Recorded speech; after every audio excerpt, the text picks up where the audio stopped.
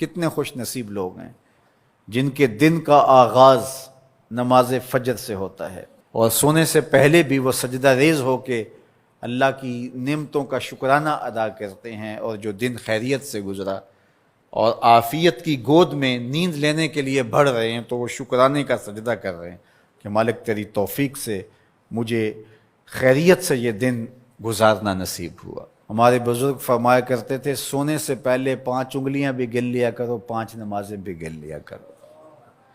اگر 5 نمازیں پوری ہیں تو اللہ کا شکر ادا کیا کرو کہ تمہیں توفیق اس نے عطا کی۔ اللہ اکبر۔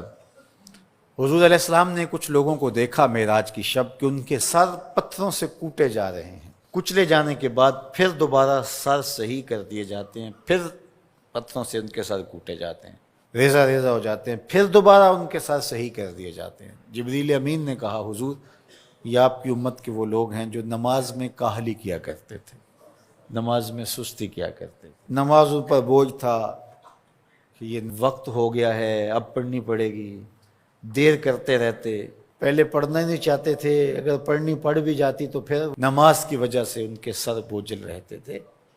آج ان کے وہ سر کوٹے جائیں گے۔ نوجوانوں بالخصوص میں آپ سے مخاطب ہوں، ماں باپ کو زور نہ لگانا پڑے، آپ کی منتیں نہ کرنی پڑیں، آپ کے ترلے نہ کرنے پڑیں، آپ کو جھڑکنا نہ پڑے، جب حیا علی الصلاۃ کی آواز آئے تم بستر سے چھلانگ لگا کے اٹھ جاؤ کہ میرے رب کا بلاوا ہے میرے نام۔ میسج ہے۔ طلباء سے کہوں گا کہ استاد کو بیدار نہ کرنا پڑے تمہیں، جب اذان کی صدا آئے تو خود اٹھ کر کے مصلی پہ آ کے بیٹھ جاؤ کہ میرے رب کا بلاوا میرے نام آیا ہے۔ اپنے ہم عمر لوگوں سے کہوں گا طبیعت کی کمزوریوں کے باوجود رب کے بلاوے پہ مصلی پہ بیٹھ جاؤ۔ نماز کا چھٹکارا نہیں ہے، رستگاری نہیں ہے۔ زکوٰۃ نصاب پہ واجب ہوتی ہے، حج استطاعت پہ واجب ہوتا ہے، روزہ صحت کے ساتھ مشروط ہے۔ اگر شیخ فانی ہے یا ایسی بیماری ہے روزہ نہیں رکھ سکتا فدیہ دے دے۔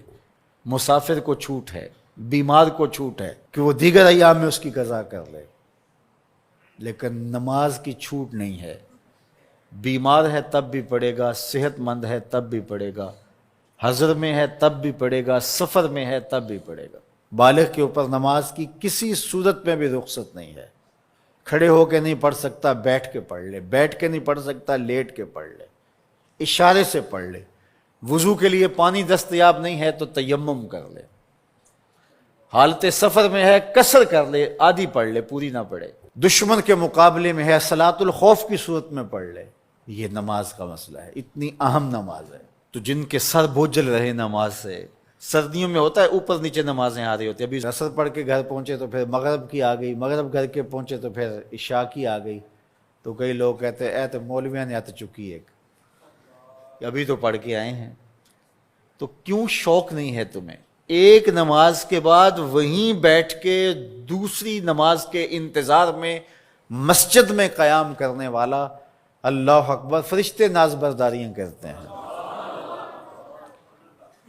مسجد میں صحابہ بیٹھ جاتے ہیں، ایک نماز پڑھی اب دوسری پڑھ کے جائیں گے، دوسری پڑھی تو اب تیسری پڑھ کے جائیں گے، اور جب نماز کا وقت آتا تو وہ انتظار کرتے کہ ابھی تک اذان نہیں ہوئی۔ اور حضور جب حضرت بلال حبشی رضی اللہ تعالی عنہ کو اذان کے لیے کہتے تو کہتے ارحنا یا بلال، بلال اٹھو ہمارے دل کو راحت پہنچاؤ۔